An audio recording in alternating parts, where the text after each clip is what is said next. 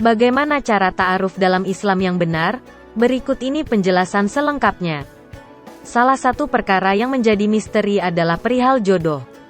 Jodoh merupakan rahasia yang disimpan rapat oleh Sang Pencipta.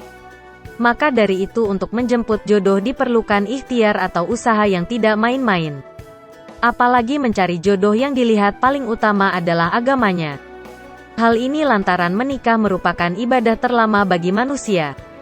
Jadi, hendaknya umat muslim yang ingin menikah menjemput jodoh dengan cara yang diridhoi Allah yakni melalui ta'aruf. Ta'aruf asalnya berasal dari akar kata ta'arofa. Seperti ini sudah ada dalam Al-Quran. Simak saja firman Allah Ta'ala yang artinya, "Hai manusia, sesungguhnya kami telah menciptakan kalian dari seorang pria dan seorang wanita, lalu menjadikan kalian berbangsa-bangsa dan bersuku-suku agar kalian saling mengenal atau ta'arofu."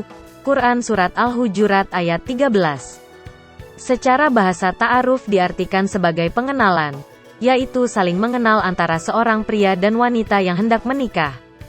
Ta'aruf merupakan proses yang ada dalam Islam dan dilakukan sebelum hitbah, lamaran.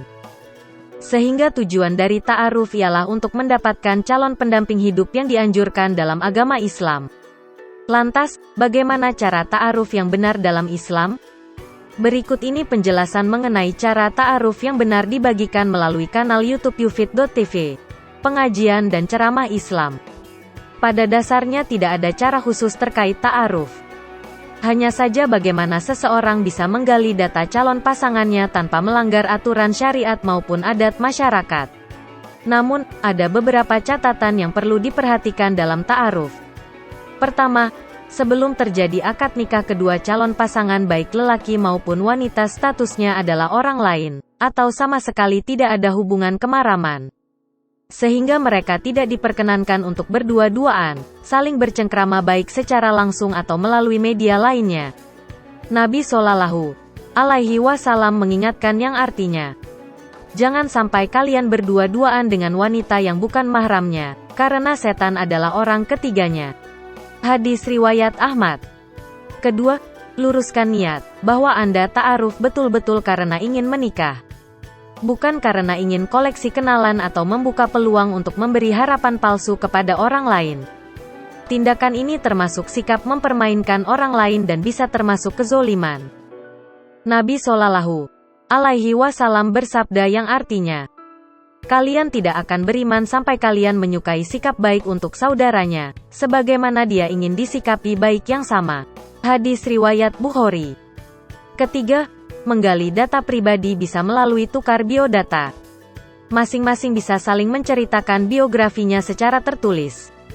Sehingga tidak harus melakukan pertemuan untuk cerita. Jika ada keterangan dan data tambahan yang dibutuhkan sebaiknya tidak berkomunikasi langsung.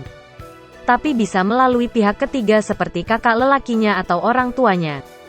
Keempat, setelah ta'aruf diterima bisa dilanjutkan dengan nazar.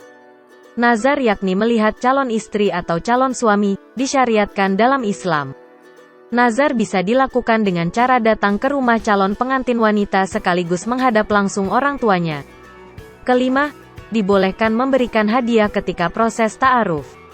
Hadiah sebelum pernikahan hanya boleh dimiliki oleh wanita calon istri dan bukan keluarganya.